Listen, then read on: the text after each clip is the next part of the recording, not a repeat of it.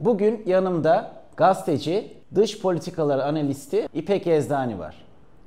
İpek, eski İran Cumhurbaşkanı Ahmadinejad, Monaco Prensi Albert, Macar filozof Zizek ve Amerika eski Dışişleri Bakanı Henry Kissinger'la direkt yüz yüze nefes mesafesinde röportaj yaptı. İpek, hızlıca sana sorumu soruyorum. Sor. En memnun kaldığın, en böyle seni doyuran röportaj hangisiydi? Öncelikle çok teşekkür ederim beni kanalında konuk olarak aldığın için. Seninle birlikte program yapmak benim için bir zevk gerçekten. 25 yıllık gazeteciyim, o yüzden o kadar çok isim var ki hangi birini söyleyeyim. Fakat tek hakkın var. Tek hakkım var. O zaman etki alanı açısından hani o dönemin en etkili isimlerinden biri olan eski İran Cumhurbaşkanı Mahmut Ahmadinejad'ı söyleyebilirim. Çünkü o dönemde bu söylediğim işte 2008-2009 o dönem Amerika'nın eski başkanı George Bush tarafından dünyadaki şer ekseninin bir parçası olarak gösterilmişti kendisi. Ben de bu şer ekseninin bir parçasıyla röportaj yapıyor olmaktan dolayı tabii ki çok heyecanlıydım. Peki nasıl yakaladın adamı? Malezya'da İslam Konferansı Örgütü'nün bir toplantısı olmuştu. Hatırlarsın, evet 2007 ya da 2008, şimdi hatırladım. Çünkü İsrail Lübnan'a saldırmıştı o zaman. Yine bir savaş çıkmıştı Orta Doğu'da ve İslam Konferansı Örgütü olağanüstü toplandı. Türkiye'den de hatta dönemin başbakanı Tayyip Erdoğan katılmıştı bu toplantıya. Ben de gazeteci olarak bu toplantıyı izlemek üzere gitmiştim oraya. Aynı zamanda da işte Başbakan Erdoğan'la izlemek üzere. Oradayken Ahmadinejad'la röportaj yapmak için İran'ın Kuala Lumpur Büyükelçisi'ne bir talepte bulundum. Çünkü o da katılıyordu toplantıya ve bu talebimi Büyükelçiyi gördüğüm her yerde tekrarladım. Çünkü hepimiz aynı oteldeydik, bu toplantının gerçekleştiği otelde. Adamın sürekli artık hani peşine takıldım ve yapıştım denilebilir İran'ın Kuala Lumpur Büyükelçisi'ne. En sonunda artık adam herhalde illallah dedi ki tamam dedi, hani Ahmadinejad sizinle röportaj yapmayı kabul etti dedi ve o şekilde röportaj yaptım. Ortamı nasıldı? Ortam derken şu anlamda soruyorum. Hani bazı insanlar vardır ya, onlarla konuşurken ortamda bir ağırlık, bir hani ciddiyet vardır. Hani Ahmadinejad nasıl birisiydi?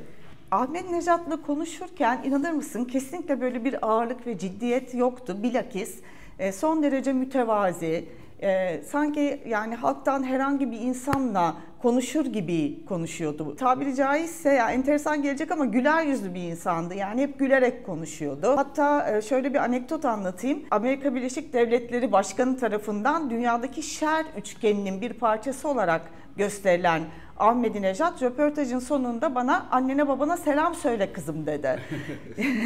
Dolayısıyla tabii anneme babama selamını ilettim Ahmadinejad'ın ama benim için ilginç bir anekdottu. Yani adamın ne kadar hani siyasi olarak seversiniz sevmezsiniz o ayrı mesele, siyasetten bahsetmiyorum. Ama aurası, yaklaşımı, kişiliği son derece mütevazi ve insaniydi.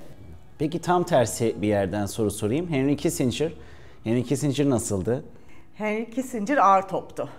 Gerçekten ağır toptu. Hatta şöyle söyleyeyim, Henry Kissinger'la röportaj yaparken daha fazla heyecanlandım bile diyebilirim. Çünkü bir kere karşımda Amerikan dış politikasını yıllar boyunca şekillendirmiş, hem teorik hem pratik olarak şekillendirmiş bir isim vardı. Tabiri caizse dış politika analistleri açısından da hani kitapları okunması gereken ve hani bizlerin bir duayen olarak, Dışişleri Bakanlığı anlamında değil ama dış politika anlamında duayen olarak neredeyse görebileceğimiz bir isim olduğu için hani ona soracağım sorularda çok daha dikkatli olmam gerektiğini düşünüyordum. O zaman öyle hissediyordum. Çok etkilendiğimi söyleyemem ama konuşmalarından, konuşma tarzından, ciddiyetinden, o ağır başlılığından tabii ki insan etkileniyor yani. Onu nasıl yakaladın? Yani tema neydi oradaki? Ya onu çok ilginç. O dönem İstanbul'da inanır mısın bir toplantı oldu, uluslararası bir toplantı ve bu uluslararası toplantıda Henry Kissinger konuşmacılardan biriydi. Tabii Henry Kissinger'ı görünce Ya dedim mutlaka gitmeliyim ve röportaj yapmalıyım Henry Kissinger'la diye. Ve günler öncesinden röportaj talebinde bulundum. Hem işte Amerikan konsolosluğuna hem de o uluslararası toplantıyı düzenleyenlere ilettim bu röportaj talebimi. Ayrıca Henry Kissinger'ın kendi basın danışmanına ilettim. Neyse en sonunda kabul etti ve röportajı yapabildim. Yoksa zaten sadece bir konuşma yapıp dönecekti. Oradaki mesela sorularının hatırlıyor musun az çok ya şundan dolayı. Henry Kissinger dediğin gibi hani dış ilişkilerle ilgilenen insanlar için bir duayen olduğu için oradaki sorduğun soruyu çok merak ediyorum. Hani mesela ne sordun? Valla o zaman çok da hatırlamıyorum ama Türkiye-Amerika ilişkilerini sormuştum kesinlikle. Çünkü Türkiye-Amerika ilişkilerinde de yine enteresan bir dönemde bu Henry Kissinger'ın İstanbul'a gelmesinden 3-4 sene önce Türkiye Büyük Millet Meclisi Amerika'nın Irak işgaline hazırlanırken Türkiye topraklarını kullanmasını talep eden tezkereyi reddetmişti. Aynen. Hatırlayacaksınızdır. Ve Türkiye Büyük Millet Meclisi'nin bu tezkereyi reddetmesinin ardından Amerika'da o dönem iş başında olan ya da yönetimde ağırlıklı olarak söz sahibi olan neokon dediğimiz kesim Türkiye'ye karşı bir tavır aldı. Neokonların Türkiye adeta hedef tahtasına oturdu diyebiliriz. Hatta hatırlayacaksınız bizim meslek duayenimiz Sedat Ergin'in yapmış olduğu bir çuval haberi vardır. Türk askerlerinin başına çuval geçirilmesi olayı Irak'ta. Onu takip eden yıllarda ben bu röportajı yapmıştım. Dolayısıyla Amerika-Türkiye ilişkileri açısından da yine kritik bir dönemde. İkili ilişkileri sormuştum mutlaka. Fakat üzerinden çok fazla zaman geçtiği için hani açıkçası açıp bakmadım ne demiş diye ama açıp bakmak lazım belki o dönem ne demişti diye. Peki bu dördünden en yakışıklısı hangisiydi? Sence tabii ki Prens Albert, Monaco Prensi Albert. Gerçekten çok karizmatik ve yakışıklıydı diyebilirim. Ben küçükken hatırlıyorum ailecek Monaco'ya gittiğimizde kuzenimin o zaman eşi yoktu 30'larındaydı böyle. Monaco sarayının önünde şakasına teyzemlerle annemler işte Albert işte bizim Mutlu var, bizim Mutlu'ya bak falan diye böyle şaka yapıyorduk. Albert'i çok beğenirlerdi bizim kuzenler. Ama dediğin gibi böyle karizmatik birisi. Çok gerçekten. Zizek? Zizek'le de enteresan bir röportaj gerçekleştirdik. O da İstanbul'a gelmişti aslında. Boğaziçi Üniversitesi'nde bir konuşma yapacaktı. Ben de işte o konuşmasına gittim ve ondan sonra bir şekilde yakalayabildim Zizek'i. İşte dedim röportaj yapmak istiyorum sizinle falan. Tamam dedi. İşte dışarı çıktık, dışarıda oturduk, röportaja başladık. Tabii çok zeki bir adam olduğu için sürekli bir konudan diğerine, yani tek bir konuya odaklanamıyor. Hani derler ya zeka fışkırıyor diye. Adam öyle bir adam. Bir şeyler konuşurken bir anda durdu ve bana dönüp şey dedi. Ya dedi sana bir dedikodu vereyim mi dedi. Ben de tabii dedim yani zaten hani dedikoduyu çok severim. Bir de Zizek'in vereceği dedikodu yani. Hani öperim başıma koyarım. Tabii ki dedim lütfen falan. Ya dedi Obama var ya dedi işte Obama da o dönem Amerika Başkanı Barack Obama. O dedi hani dedi böyle işte kiliseye gidiyor çıkıyor falan böyle Hristiyan rolleri yapıyor ya dedi. Aslında Hristiyan değil dedi. Ben de şey diyecek zannettim. Aslında Müslüman diyecek zannettim. Çünkü Barack Hüseyin Obama'ydı adı Obama'nın hatırlayacak olursan. Ve de bazı haberler dedikodular çıkmıştı aslında Müslüman falan diye. O da zaten bu söylentileri yalanlamak için hep kiliseye gidiyordu. Kilisede poz veriyordu gazetecilere falan. Zizek bana şey dedi ya Obama dedi bana kendisi söyledi aslında ateist dedi. Ama işte dedi hani bu işte seçimler, oy kaygısı vesaire o yüzden Hristiyan gibi yapmak zorunda dedi. Tabii yani Zizek'ten Obama ile ilgili bir dedikodu almak hani beni manevi olarak son derece tatmin etti. Röportaj yaparken aslında röportaj çok kişisel bir şey ya. Öncesinde ve sonrasında onlarla muhabbetin oluyor mu? Yani hiç değilse küçük böyle bir tanışma. Evet. Yani ben mutlaka kısa da olsa bir muhabbet etmeye, sohbet etmeye çalışıyorum. Ancak hani hiç vakit yoksa bazen mesela bazı liderlerin hiç vakti olmuyor, vakitleri çok kısıtlı oluyor. Atıyorum bazen size sadece 10 dakika ayırıyorlar. O zaman öyle bir sohbet etmeye vakit olmayabiliyor. Ama biraz eğer vaktiniz varsa öncesinde o insanla biraz daha böyle insani bir sohbet ederseniz, hani konuşacağınız konu siyasi olabilir, diplomatik olabilir ama bunların dışında tamamen işte havadan, sudan ya da ailesinden ya da yaşadığı şehirden bahseden böyle bir insani diyalog geliştirirseniz o röportaj çok daha güzel ve samimi bir havada geçiyor. Ben öyle düşünüyorum. Mesela şu anda da hani seninle bir arkadaşlığımız olduğu için ben kendimi çok daha rahat ifade edebiliyorum. Arkadaşlar ötesi bridge partneri. Kesinlikle evet. Arkadaştan öte partneriz. Dediğin gibi yaşadığı şehirler dedin ya, şimdi gazetecilik kariyerinde bir sürü insanla röportaj yaptın, bir sürü kurum için çalıştın. Evet. Benim tahminimde bir sürü de şehirde yaşadın. Hangi şehirlerde yaşadın? New York'ta yaşadım, Detroit'te, Ann Arbor'da yaşadım, Londra'da yaşadım ve son olarak Paris'te yaşadım. Ya aslında dünyanın 3 büyük başkentinde, Ann Arbor'dan bahsetmiyorum tabii. New York, Londra ve Paris'te yaşadım. Öyle deme ya, Ann Arbor'da. Ben East Lansing'de okuyordu benim kardeşim, ikiz kardeşim. O East Lansing'e gitmişken hep Ann Arbor'a giderdik böyle. Orası da çok ilginç bir yer. Ama dediğin gibi yani dünyanın başkentlerinden birisi değil. Orada hangisini daha çok sevdin? Hangisinde hayat kalitesi ya da yaşam biçimi sana göreydi? Şimdi bu çok güzel bir soru çünkü bu işte dünyanın hani 3 büyük başkenti olarak hep bu şehirler söylenir ama üçü birbirinden çok farklı aslında. Ben son olarak Paris'te iş için yaşadım. Bir kere en az bana göre olanı Paris'ti, onu söyleyeyim. Yani hatta hiç bana göre olmayanı. Nasıl söyleyeyim? Hani doğal olarak Fransız kültürünün, Fransızcanın, Frankofonluğun, Fransız etkisinin her bakımdan dominant olduğu doğal olarak bir şehir. Yani mesela bir New York tamamen internasyonel, hani uluslararası yaşayanların da her milletten olduğu bir şehirdir ya. Londra'da aslında öyle. Aslında Londra'da çok internasyonel bir yer. Mesela Paris hiç öyle değil. Yani her ne kadar hani yine bir sürü son dönemde expat ve göçmen gelmiş olsa da yine de Paris'te eğer Fransız değilseniz kendinizi mutlaka yabancı gibi hissediyorsunuz ve hissettiriliyorsunuz. En çok hangisinde eğlendim ve iyi vakit geçirdim? New York'ta tabii ki. Yani Londra da güzeldi. Ama New York gerçekten insanın kendisini çok özgür hissettiği, çünkü kimsenin kimseye karışmadığı, kimsenin kimseye bakmadığı bir şehir ve işte yani dünyanın bütün ülkelerinden insanlar olduğu için zaten kendinizi yabancı hissetmenize imkan yok. Hani 82 milletten adam var zaten. Yani hep zaten Amerikalılar da söyler, sen de biliyorsun. Hani New York Amerika değildir derler. Yani Amerika New York'tan sonra başlar derler. Aynen. Dolayısıyla mesela Amerika'nın bir başka yerinde yaşadığınızda aynı şeyi hissetmezsiniz. Yani o New York'taki hissiyat bambaşkadır. Kesinlikle. New York dönemi ne zamana denk geliyor? New York dönemi de 11 Eylül saldırılarından bir yıl sonra 2002 yılında orada yaşadım. O da şöyle bir şey oldu. Birleşmiş Milletler dünyada 3 gazeteciye burs veriyordu. Ben de işte bu bursa başvurdum. Dünyada 3 gazeteci. Evet. Kaç tane gazeteci var? Dünyada mı? Evet, dünyada yüz binlerce vardır. Yani kaç gazeteci var bilmiyorum ama çok fazla vardır tabii. Ama çok büyük başarı bu arada. Çok teşekkür ederim, sağ ol. Ama her gazeteci de bu bursa başvuruyor diye bir şey yok tabii yani.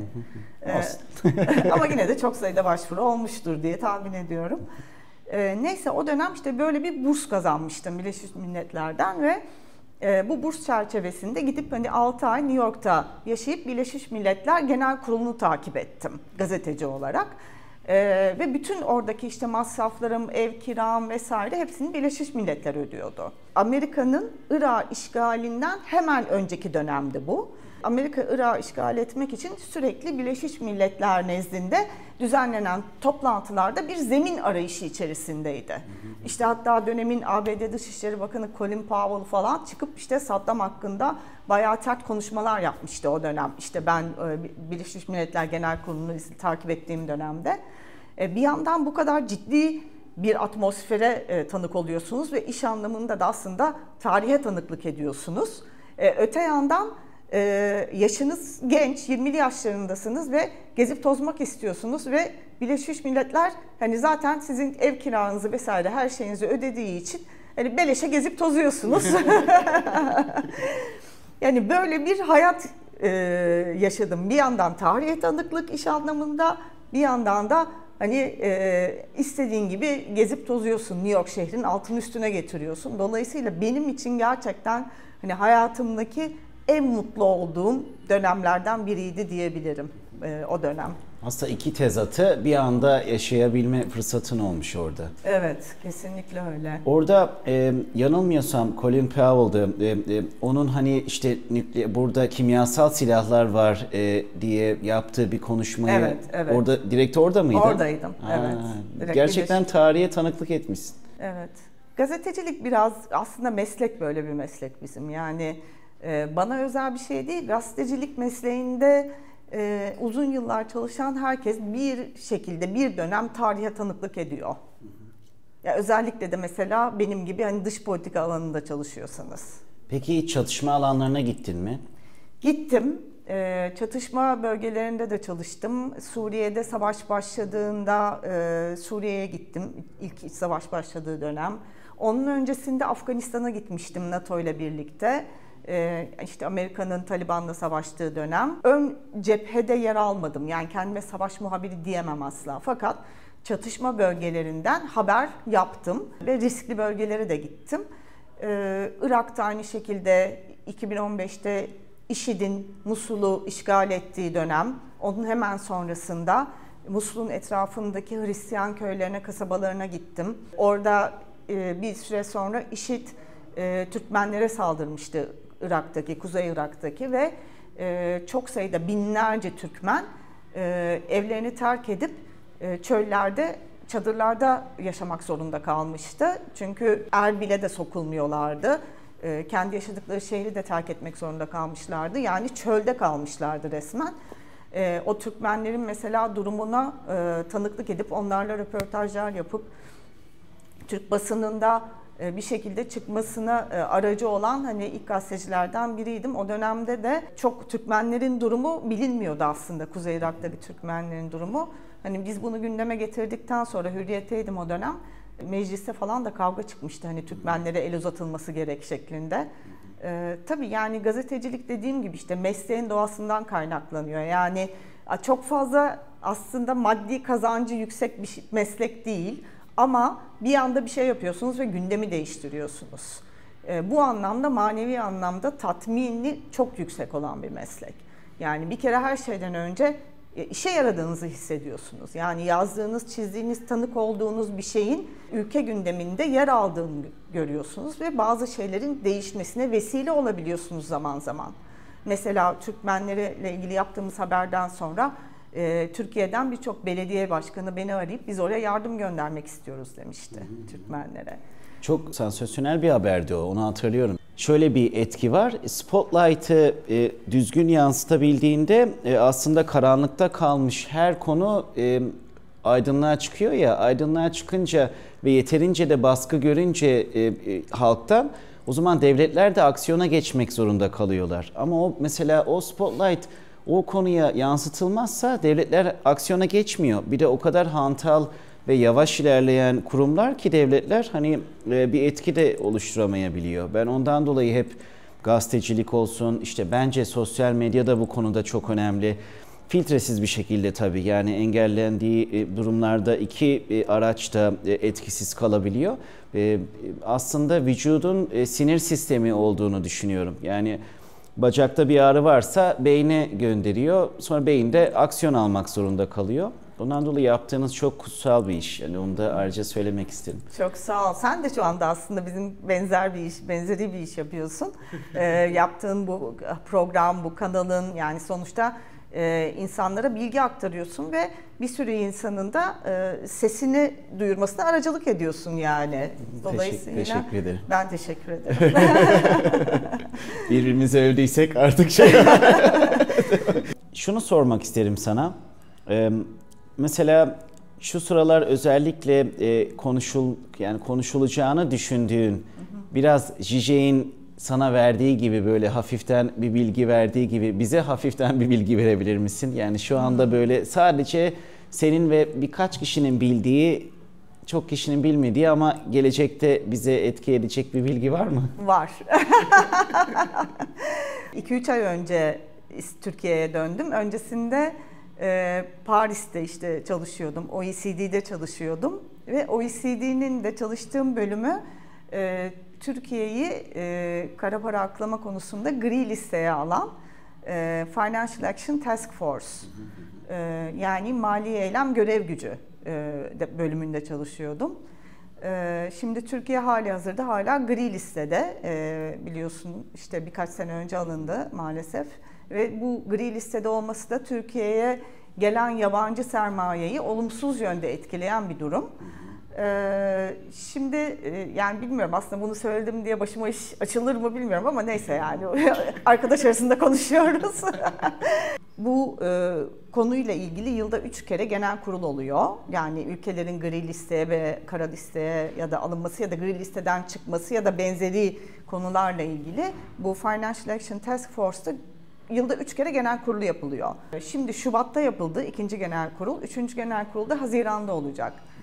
Haziran'daki genel kurulda büyük ihtimalle Türkiye'nin gri listeden çıkacağını düşünüyorum.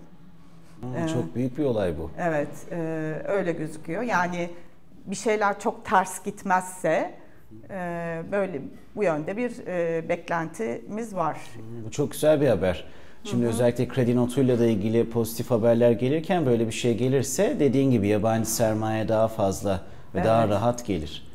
Hiç böyle hani yaşadığın ilginç bir anekdot var mı gittiğin yerlerde şu anlamda? Hani Acun'un bu şeye hani kaplana sallaması vardı ya işte hani öyle bir şey yaşadın mı? Hani böyle. Yani Acun'unki kadar olmasa da İsrail eski Cumhurbaşkanı Moshe Katsav yıllar önce 2007-2008 o dönem röportaj yapmıştım ve ben röportaj yaptıktan çok kısa bir süre sonra adam cinsel tacizden tutuklandı. Evet, yani hatta tecavüzden falan tutuklandı yani eski İsrail Cumhurbaşkanı Moshe Katsav. O zaman da mesela işte yani insanın hani aklın ucundan bile geçmiyor röportaj yaptığı bir devlet başkanının, bir hükümet başkanının böyle bir konudan dolayı tutuklanabileceği. Bana işte editörüm yani işte bak sen bu konuları sormamışsın falan demişti ama ben nereden bilebilirim adamın yani cinsel taciz suçu işleyeceğini falan. Yani hangi lidere bunu sorarsınız yani? Yani tabii ki. Yani hiçbir lidere böyle bir şey sormazsınız yani. Sonuçta siyasi ya da diplomatik şeyler konuşuyorsunuz orada. Şöyle bir şey anlatabilirim. Mesela benim Hürriyet'teyken röportaj yaptığım diplomatlardan birisi şu anda mesela çok enteresan bir görevde. Eski İngiltere Büyükelçisi, İngiltere'nin eski Ankara Büyükelçisi Richard Moore. Onunla röportaj yapmıştım, özel röportaj. Daha sonra da böyle bir diyalog gelişti aramızda. Hani bir dostluğumuz oldu. Dostluk derken yakın dostluk değil ama ben mesela işte bir dönem hastaneye yattığımda falan hani Twitter'dan çok geçmiş olsun falan yazmıştı. İşte çiçek göndermişti geçmiş olsun diye vesaire. Hani öyle bir diyalogumuz oldu. Bir de çok hard fanatik Beşiktaşlıydı o. Hatırlarsın belki. Evet. Ben de Beşiktaşlıyım. İşte böyle şöyle poz falan vermiş. Böyle kartal pençe pozu falan. Sonra neyse adam hani böyle bir Beşiktaş muhabbeti falan yaptığım bir adam birdenbire adam İngiltere'ye döndükten sonra MI6'in başına geldi. Yani tabii hepimiz şok yaşadık burada yani. Adam şu an hala MI6'in başında. Yani ve bir de işin ilginç yanı hala Twitter'dan zaman zaman Beşiktaş'la ilgili tweet atıyor. Öyle yani Beşiktaş'ı. Peki konsoloslukta astığı gibi Beşiktaş bayrağını MI6'de asabildi mi ya da astı mı da? MI6'in balkonuna asamamıştır ama kendi odasında bence kesin bir şey asmıştır. Çünkü bayağı hasta Beşiktaşlıydı yani. Evet onu hatırlıyorum. Belki işte bir husus yaşarsak belki James Bond'u gönderir bizim için. Abi işte lütfen. Ama o ilginç yani çok ilginç. Richard Moore'un hani Ankara Büyükelçiliğinden MI6'e giden yolu ilginç bir yol yani. Orada işte devletler acaba mesela nasıl seçiyorlar şeylerini atıyorum. Bir pozisyona getirirken baktıkları kriterler ne oluyor? Çünkü bazen böyle ben kendimden bir örnek vereyim.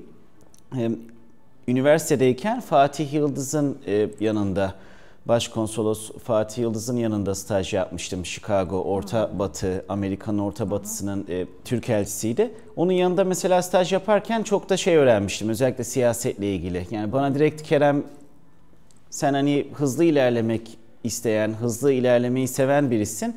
Hani siyaset daha yavaş ilerleyen bir kurum, bir organizma. Orada kendini tam gösteremeyebilirsin. Ondan dolayı iş dünyası, özel sektör senin için daha iyi. demişti.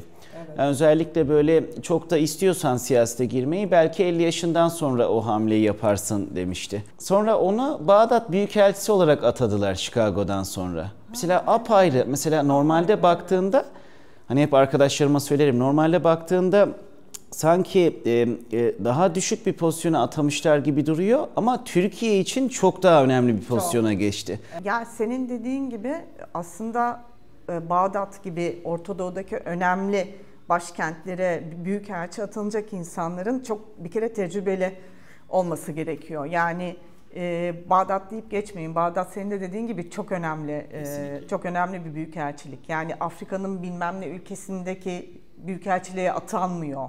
Yani kesinlikle. Çok kritik bir yere atanıyor. Dolayısıyla da hani gerçekten tecrübeli ve güvenilir isimleri atayabilirler oralara. Mesela şeyi hatırlatacağım sana. İsrail'de yıllar önce bir alçak koltuk krizi olmuştu. Evet. Hatırlar evet, mısın? Evet. Yani çok büyük olay yaratmıştı Türkiye'de. Yani o zaman o dönemki eski işte Türkiye'nin İsrail Büyükelçisi Dışişleri Bakanı olan görüşmesinde bizim büyükelçimizi alçak koltuğa oturtmuşlardı. Kendileri yüksek koltuğa oturmuştu ve hani gerçekten çok nahoş bir fotoğraf ortaya çıktı. Yani talihsiz bir fotoğraf ortaya çıkmıştı. Tabii ki orada aslında bizim büyükelçimizin hiçbir suçu yoktu. Karşı tarafın yaptığı ayıp bir şeydi. Fakat yine de hani o büyükelçinin o kadar tecrübeli olması gerekiyor ki o koltuğa bile oturmadan önce belki düşünmesi gerekiyor. Kesinlikle. Yani o yüzden oralar çok önemli yerler. Önemli diplomatlar açısından çok önemli istasyonlar diyeyim. Kesinlikle. O zaman buradan da şunu çıkarabiliriz. Türkiye önemli ki İngiltere için Richard Moore'u MI6'in başına geçirebiliyorlar. Evet, doğru. Onun dışında birazcık da seninle ilgili bir soru sormak istiyorum. Tabii. Boş zamanında ne yapıyorsun? Seninle bridge oynuyoruz. İki diye arkadaşımız var, onunla da birlikte. Ya açıkçası çok boş zamanım olamıyor. Çünkü gazetecilik şöyle bir şey. Hani 24 saat bir şekilde haber takibi yapmanız lazım. Hani o an çalışmıyorsanız bile hiçbir şey yapmasam evde oturduğum yerde CNN'i, BBC'yi açıp dünyada ne oluyor diye takip etmeniz lazım.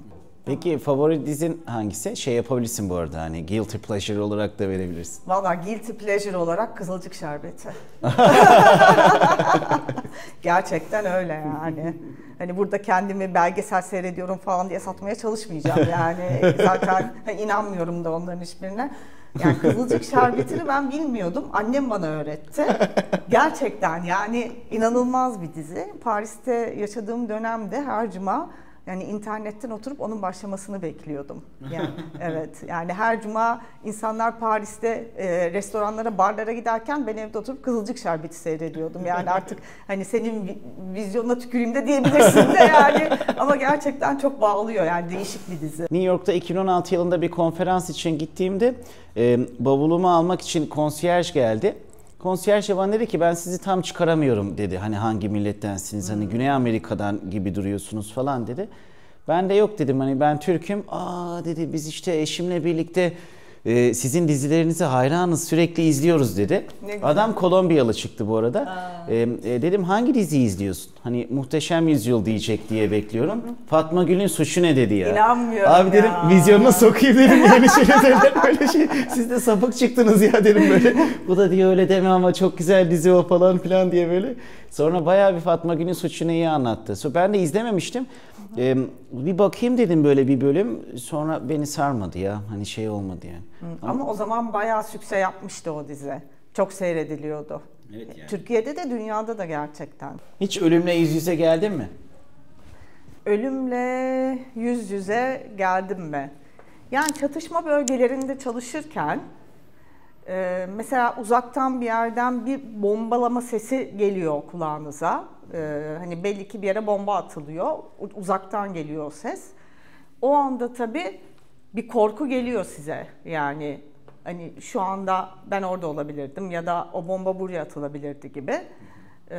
Ama hani bunu ölümle yüz yüze gelmek olarak değerlendirebilir miyiz bilmiyorum. Hani tam o an yaşamadım galiba. Hani tam o ölümle yüz yüze gelme anını herhalde yaşamadım. Bir de bir ara hastalığın vardı değil mi? Bir rahatsızlık geçirmiştim, evet. Bir beynimde pıhtı atmıştı ama o da yine ölümle yüz yüze gelmek sayılmaz. Çünkü hemen hastaneye kaldırdım ve hemen müdahale edildi. Hani Allah'a şükür o da hiçbir şey kalmadı ondan yani. Hiç nedenini söylediler mi? Ya bazen bu aralar çok duyuluyor ya işte kan pıhtısı atma konusu. Bu benimki kaç yıl önce, 7 yıl önce olmuştu. Nedeni bulunamadı açıkçası ama o dönem ben çok uçağa biniyordum, yani çok seyahat ediyordum. Kuzey Irak'a gitmiştim. Kürt yönetiminde vardı, referandum vardı, bağımsızlık referandum, hatırlarsınız belki. Evet. O bağımsızlık referandumunu işte takip edip ve orada çok yorulmuştum, çok çalışmıştım. Aynı gün işte İstanbul'a dönüp ertesi günü işte İtalya'ya gitmiştim falan. Böyle çok uçağa bindim, çok basınç farklılıkları yaşadım tabii, yani birdenbire hani düşük basınç, yüksek basınç, düşük basınç, yüksek, hep böyle çok fazla yorulunca herhalde artık vücut bir yerden sonra isyan etti yani diye düşünüyorum. Şimdi tabii spor salonunun boks ringinde bu röportajı yaparken sormam lazım. Spor yapıyor musun? Maalesef çok yapamıyorum. Yani yoga yapıyorum bazen. Yogayı seviyorum. Ama onun dışında öyle çok hani hardcore yaptığım bir spor maalesef yok. Yazın yüzüyorum ama o yazın yani. Onu da çok sevdiğim için. Yoga ve meditasyon demişken ya bu konuda çok odaklandığını biliyorum. En sonunda Nepal'e gittin. Evet. Nasıldı? Çok güzel bir deneyimdi, değişik bir deneyimdi. Yoga ve meditasyonun insan ruhunu çok iyileştirdiğini düşünüyorum. Hem fiziksel hem ruhsal ve zihinsel olarak insana çok iyi geldiği, artık hani bilimsel olarak da kanıtlanmış şeyler bunlar. Yani uzak doğu öğretileri diyelim. Nepal'de orada benim Nepalli bir hocam vardı. Birlikte onlar meditasyon yaptım. Onunla birlikte hani yüz yüze meditasyon yapayım, Nepal'i de görmüş olayım, hani oradaki Budist tapınakları da görmüş olayım diye gittim. Çok değişikti, çok bambaşka bir kültür. İşte ölü yakma törenine katıldım mesela Katmandu'da. Çok farklı, yani bizim kültürümüz hani oraya kıyasla çok daha Avrupa'ya yakın aslında, öyle diyebiliriz. Hani orası doğuysa eğer, hani biz doğu değiliz yani. Ya da şöyle diyelim, hani Türkiye gerçekten tam bir doğu batı sentezi ama asla doğu değil. Hani batı da değil ama gerçekten ikisinin karışımı. Çünkü orada hani çok daha farklı bir dini inanç, kültür, tarih vesaire, toplumsal yaşayış var. İpek, teşekkürler katıldığın için. Ben çok teşekkür ederim. Çok keyifliydi. Benim için de öyleydi. Hani arkadaş olarak seni çok iyi tanıyorum. Ama kariyerini de, yaşadığın güzel anekdotları da burada dinlemek beni ayrıca mutlu etti. Çok teşekkür ederim. Ben de çok mutlu oldum. Çok zevk aldım. Çok keyifliydi. Sağ olun. Elinize sağlık. Teşekkürler.